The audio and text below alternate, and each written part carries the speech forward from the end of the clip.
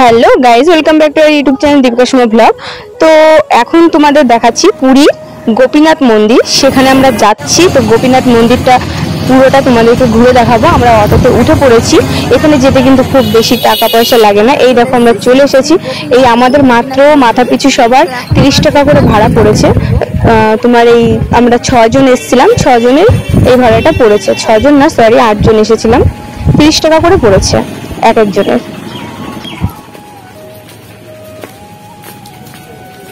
আমরা চলে এসেছি গোপীনাথ মন্দিরে।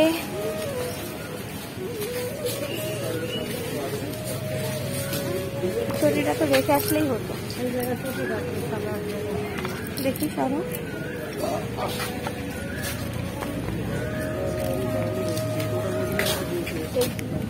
আসলে এখানটা কি দেখাবো, এখানটা হচ্ছে ভিতরে, মন্দিরের ভিতরে ক্যামেরা করা নিষিদ্ধ রয়েছে।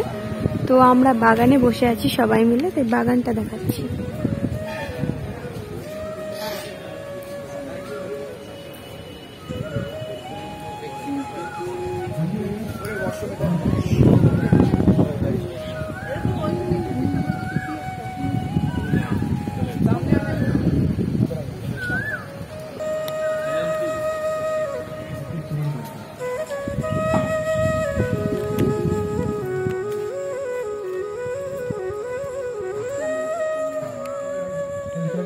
এটা যেটা তোমরা দেখতে পাচ্ছ, এখানে কিন্তু একটা গাছের তলায়, মানে বট অশ্বত্থ গাছের তলায় বসে এখানে শিষ্যদের, মানে এখানে তো সব গুরু আর শিষ্যরই ব্যাপার থাকে।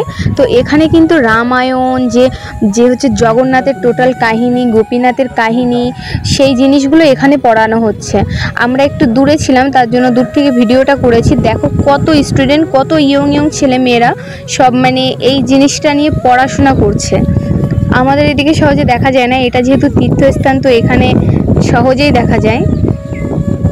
দেখতে কিন্তু ভালোও লাগছিল, শুনতেও ভালো লাগছিল। ওখানে এত সুন্দর করে বুঝিয়ে বলছে, প্লাস তাদের কাছ থেকে কোশ্চেন করছে। আমরা দূর থেকেই সেটা দেখছিলাম।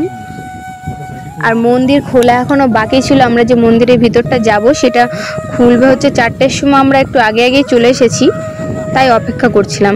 এই সবাইকে একটু ডাকলাম, দেখো সবাই এসেছিল। এখন কোথায় যাচ্ছি আমরা?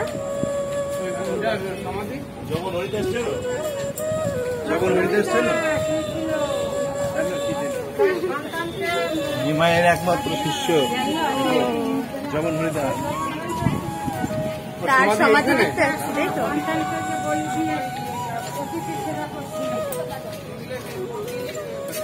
তো আমরা চলে এসেছি নিত্যানন্দের শিষ্যের সমাধি দেখার জন্য। এই যে হরিদাস ঠাকুরের সমাধি এখানে, আর এপাশে রয়েছে হচ্ছে শ্রী শ্রী নিত্যানন্দ ঠাকুর, তার সাথে তো জগন্নাথ দেবরা আছেই। এখানে জগন্নাথের দেশে যখন চলে এসেছি, তো জগন্নাথ সব জায়গায় আছে। তো আমরা ভিডিওটা এটুকুই করেছি, আমি আর করতে পারিনি। আজকে ভিডিওটা এখানেই তাহলে শেষ করছি। আবার দেখা হবে নতুন একটা ভিডিও নিয়ে। এত সময় সাথে থাকার জন্য অনেক ধন্যবাদ। ভিডিও নিয়ে